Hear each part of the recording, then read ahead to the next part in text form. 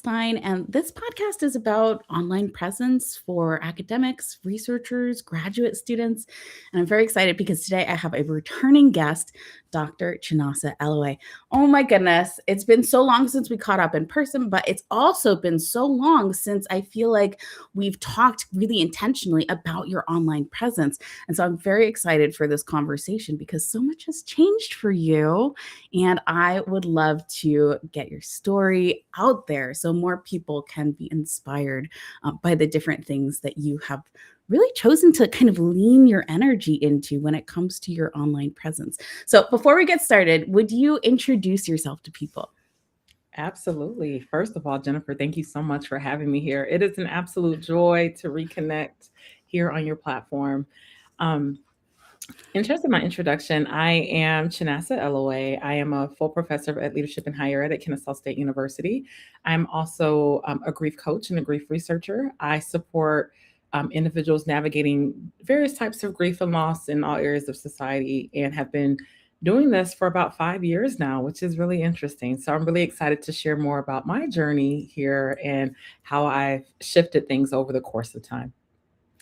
I think the biggest thing that I've seen you launch since, in terms of your online presence that I've seen you launch is the podcast. It's reached a lot of people, and it's something that you were just considering when we last met. And so I'm curious about that journey. How has it been for you having a podcast? How did you decide that podcast was the way to go as opposed to blog or newsletter or any of the other potential outputs that there could be? Absolutely. So I think in terms of the podcast itself, once I started doing the research around grief, specifically in higher education spaces, I began to reflect on how can this work reach a more larger audience. I know that there are various ways to do that, especially, as an academic, we're used to just relying solely on the publications, right? But I know that the work had immense support for communities of all kinds. So I began to just really reflect on how would I get this message out? And a podcast came up and I was nervous, I think, when I mentioned it to you initially, because it seemed like everybody had a podcast. And so I was thinking about, well, am I going to contribute to this boom or is it going to be different? What's my competitive edge here with this, right? And not necessarily to compete, but what would distinguish me from all of the other podcasts that are out here? And I think honestly, I just took a leap of faith and I just leaned into just sharing more, one, about my story and how I started off with grief work, but then two, being intentional about the guests that I was curating on the podcast, bringing in individuals to share their stories from all walks of life to really help expand this conversation around grief, which oftentimes is seen as taboo in society. So I wanted to just engage in the dialogue at large. So it's almost like creating space for the conversation. The format for that made the most sense for connecting with people was podcast. Oh, I'm curious about like what percentage of solo episodes to guest like interview episodes do you do? I do about half. So I do half the solo episodes, and then I bring guests on for the other half. There are different topics that I may share around career transitions and some things that may be research based that I'll center those topics on. But I also try to keep my ear to the ground and see what are folks interested in the moment, right? And bring guests on that can really speak to those respective areas. You're someone who also is a guest on podcasts and you have your own podcast. If someone is maybe considering starting a podcast, they're maybe not sure if they want to commit to all of the work, but they're excited about it. Would you recommend they start with guesting on podcasts or should they dive right in? I think it's a mix of both, right? Obviously before I had a podcast, I was a guest. I was guesting just to get a feel for what does it look like to kind of just talk and freestyle Yeah. online. It's very nerve-wracking, especially because again, we're used to, as academics, we're used to presenting in a very specific way. We go to a conference, you have your standard 12 to 15 minutes, you get it done and you keep it moving. In the podcast, you control the scripts. And it's like, what are we going to talk about with the people? So you're thinking about all of the things. And I know for me specifically, I was really, really nervous about that. I wondered who might listen to this, how might it be applicable?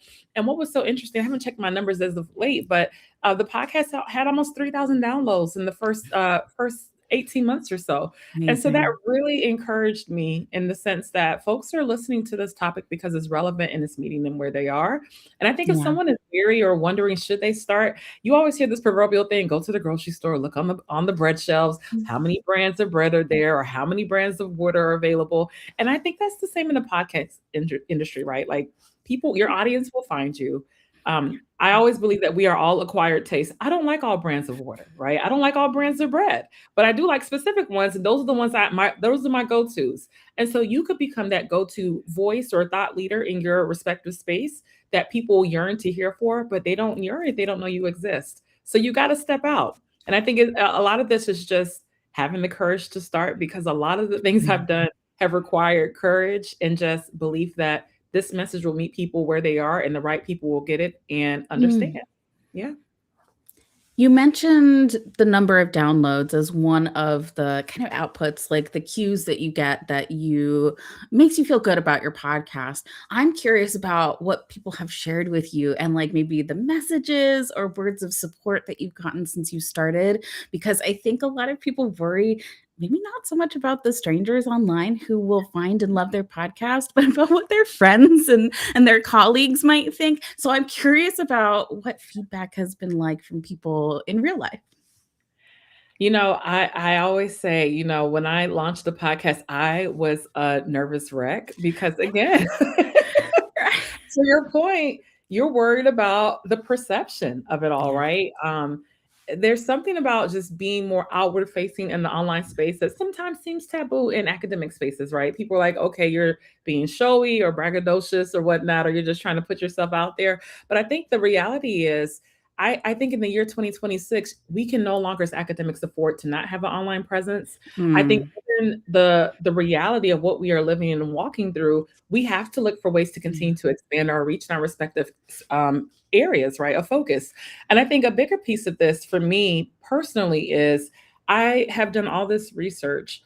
Um, I feel like I have a responsibility to share the research to really help support folks who may need the additional strategies or resources, or if it leads to some form of policy change later on down the road. The fact that someone heard me share my story, maybe it might lead to a funding opportunity, might lead to other opportunities to engage. I think that is very helpful. So I would say go for it. Like, honestly speaking, people need to know your research beyond the proverbial journals. Like, we have to expand our reach in that context.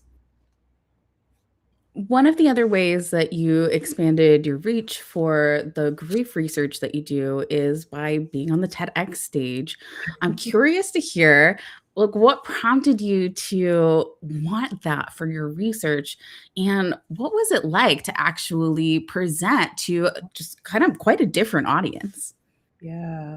It's so interesting. A lot of, I think when I think about my entry point into doing grief work, I didn't pick this career for myself, right? I always say no one grows up and says, "Hey, I want to be a grief researcher." That wasn't the thing I went to school to study, right?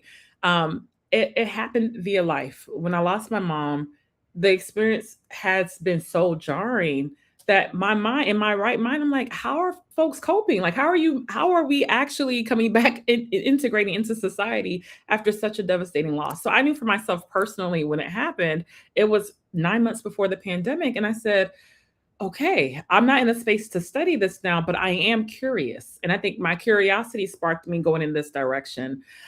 When it comes to the TEDx talk itself, what was so interesting was it was around the 5-year mark of my mom's death anniversary. And actually, beyond her 5-year mark, it was her birthday month in which the TED Talk was held. So I knew in year 5 that I wanted to do something to truly honor her. So it was beyond the research for me. It was more so finding a way to really share my mother's story in a more public facing manner. And for me, stepping on that TEDx stage in her birthday month and sharing the story of how we were planning to celebrate her 60th birthday. And although we never made it to that mark, this is my way of celebrating her 60th. It meant the world to me to be able to do that.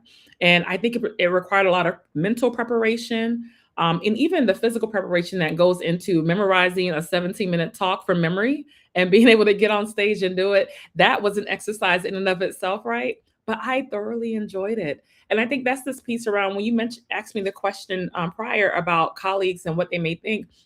We're not socialized this way. We're not socialized to be outward facing. We're not socialized to build an online presence. But again, that was my intent, was never to be like outside and known. I think I just wanted to get the message out there. I wanted to be able to share the story. I wanted to be able to have a bigger reach with the research. And that's why I've been so intentional about trying to build a cohesive online presence in different spaces, the TEDx stage included. TEDx, do they have support with like how to memorize things and the storyboarding and stuff? I wasn't sure how supportive it felt.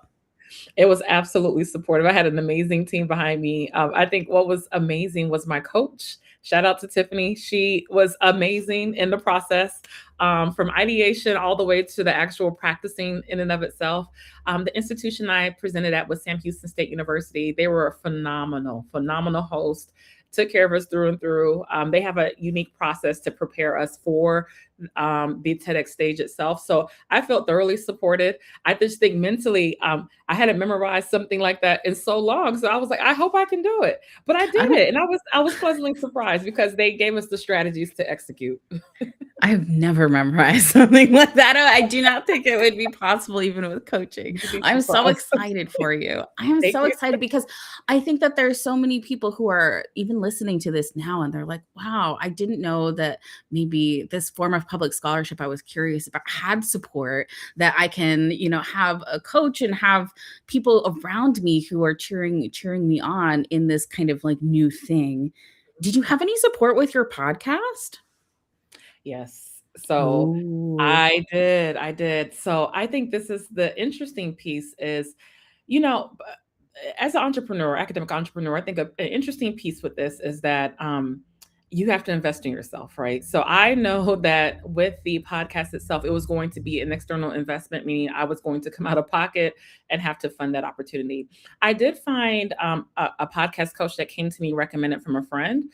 And I paid to work with her over the course of 6 months, from ideation all the way through to execution and scheduling the episodes, just because it wasn't a normal framework for me. You see things online. I'm like, do I just hit play and just record, or what's the process? And so she helped me walk through the logistics, from the scripting to recruiting certain guests to come on the podcast, to the themes of the seasons. And I think that was especially helpful because, again, it's not my natural orientation. And I didn't want to just be noise in the atmosphere. I said I want it to be structured, and so it was very, very helpful from all aspects. To be honest with you, would you mind sharing their name? She no longer. She has transitioned out of the business. She's not doing that anymore. I totally get it. I know. Well, actually, I have another one that I worked with for season 2. Her name is Rachel Sonia. And she is amazing. I'll send you her information so that you can link her. But the first person I used with the original conception of the podcast transitioned to other things professionally. But the second person who she recommended, I kept on board, and we worked in season 2 together. Oh, very cool. And for anyone who's listening who wants even more support, like you don't just want help getting set up, but you would like a producer to partner with you for kind of figuring out episodes and actually recording them. My friend Cheryl Lau, who has been on The Social Academic, is someone who has supported other PhDs in academics. Well, she doesn't specialize in higher education the way that some other folks do, like I do. Like I only work with academics on their online presence. She is an excellent partner. And I actually did a group coaching program with her for my podcast. Maybe it was like around season 3. It was kind of an add-on because we were doing one-on-one coaching together. And I was like, oh, I have a podcast. Maybe I should join this too. And it was so amazing. It really changed how I shaped my podcast and what I wanted to focus on, and helped me lean into finding a process that really worked for me and fit. The busier I got, it still fits in. And so that's the only reason why we're having this conversation today. It's because I got some coaching and it really helped me. So getting support is something that we can do when we want to be more intentional and we don't have all of the resources, skills, or time to do it ourselves. There's options for us to get help. A lot of faculty members, but especially the women that I talk to, they feel uncomfortable not just maybe investing in themselves in a different way, but especially investing in something that shows off them. And the thing that I am wanting to ask about is photos, because you have the most beautiful photos. I'm curious, like, do you do professional photo shoots? Like, are you someone who's always liked photos? Was it ever uncomfortable for you?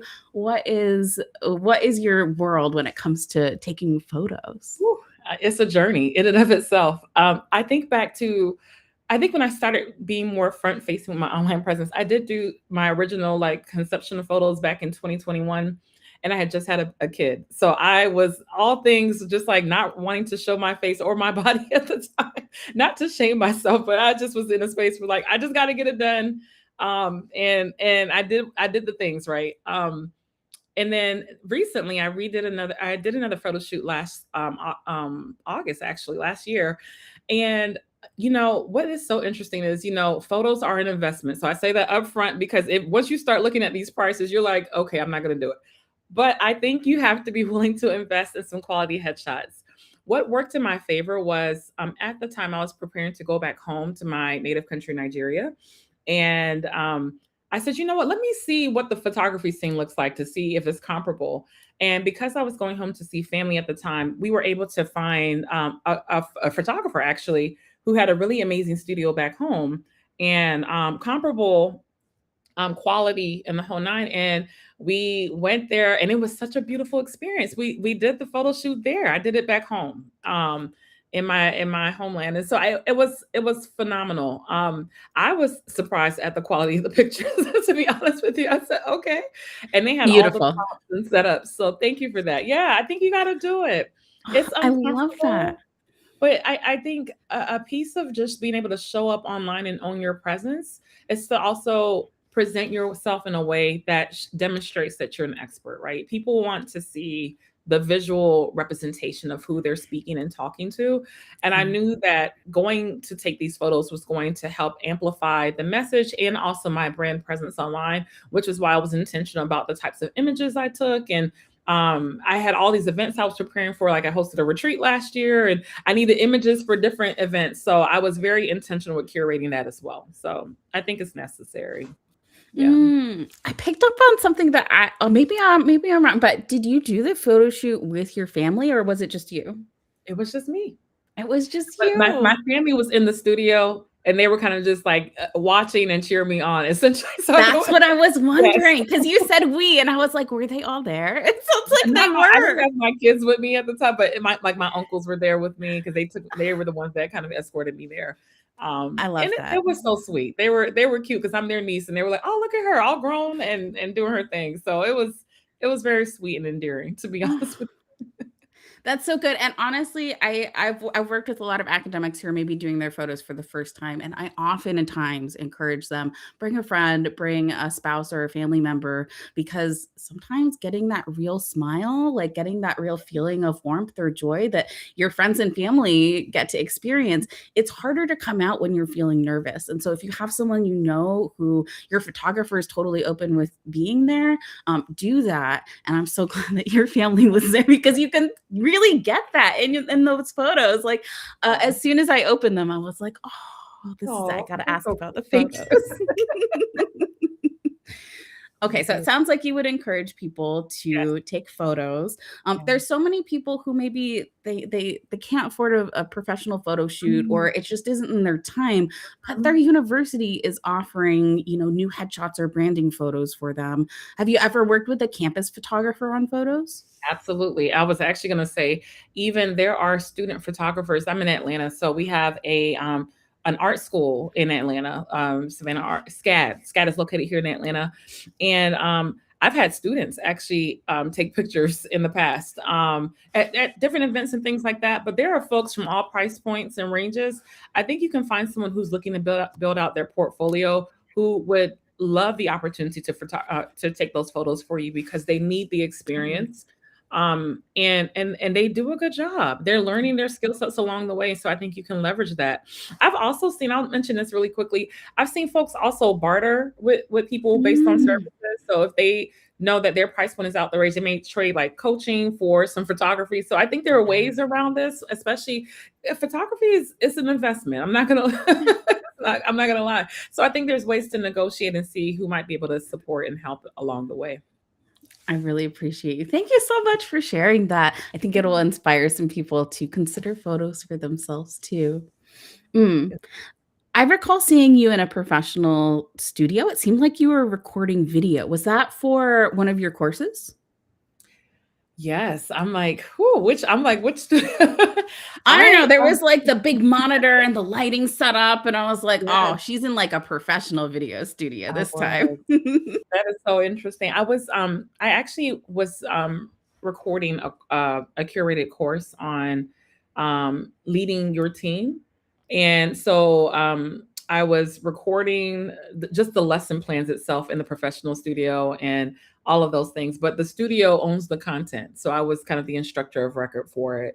But it was Very such an cool. interesting opportunity because you think about what folks on the news do. You know, they're in front of the camera and they have their prompts and what they're being told to say. And I think for me in that context, I had planned all this work, all these lessons beforehand, and then to be the face of the lesson itself and execute it and teach it front facing in that manner was a new experience for me.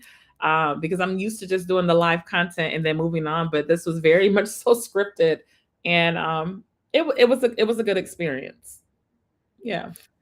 If someone is considering recording in a professional studio, is there anything that they should keep in mind? Because like we've recorded like virtually, right? Like that's something that, the ring light, we have our water. There's some things that we can set up and have control over. When you're in a professional studio, like you don't have as much control. So is there any like tip or like little hint that maybe something that you learned while you were there? Absolutely wear comfortable shoes. I was so grateful because I was standing the majority of the day. I had tennis shoes on bottom, but I looked professional on top, so I was super comfortable. I think just being mindful of that. We had a makeup person, and they did all the things right to get you camera ready because there's a particular type of camera makeup you need to wear. So they took care of those logistics. But I think the biggest thing is just to come in ready to have fun. Like it can be very nerve wracking to do this kind of stuff, right? But I think what was helpful was to know they had a very skilled editing team that was going to edit out the bloopers and any spaces that I had messed up. And so that gave me a little bit of comfort knowing that, okay, you can get in there and just, take your best shot. And if you mess up, there's a second and a third and a fourth try again. So I think that removed some of the pressure off of me while I was recording. And just to wrap up, because I feel like we've covered so many amazing things already, I'm curious about how your feelings have changed, about how you show up online over time. You have grown so much. You've invested monetarily, but also energy wise into a lot of different outputs. And it's really beautiful to watch. I'm curious about how your feelings about that have shifted, maybe since 5 years ago before you launched your podcast. Ooh. I think I have grown so much in a lot Mhm. of ways. It's always I think the nerves have shifted. Like I'm still nervous showing up, right? But I think one thing that I've started to lean into a lot more, especially in this season, is just my story, like owning my story, owning my voice. And I truly do believe that we are all acquired tastes.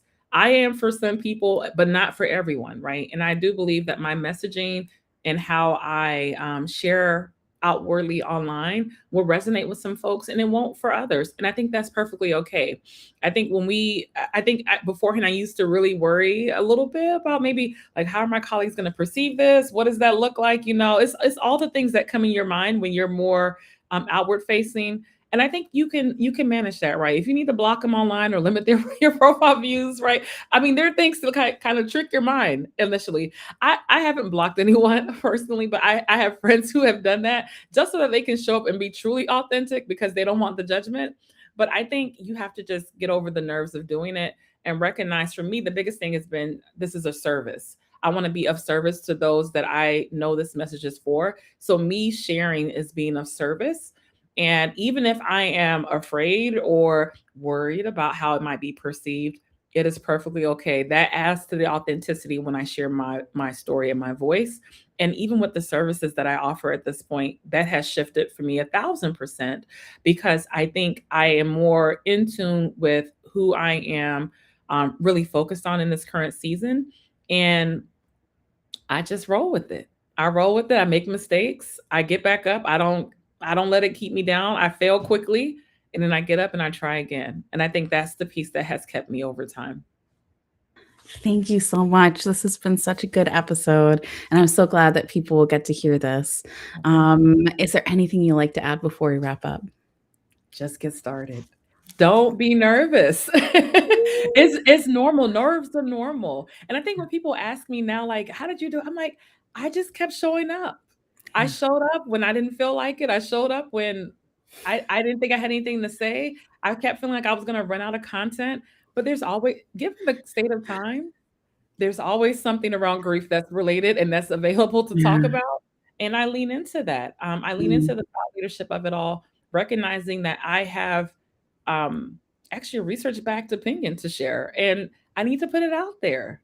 And that's it's it. okay to get some slack. It's par for the course, but you will survive and you will show up again and keep it moving. So just start. Yeah. Inspirational. Thank you so much, Chinasa. I'm delighted to feature you on the show. Thank you so much for having me.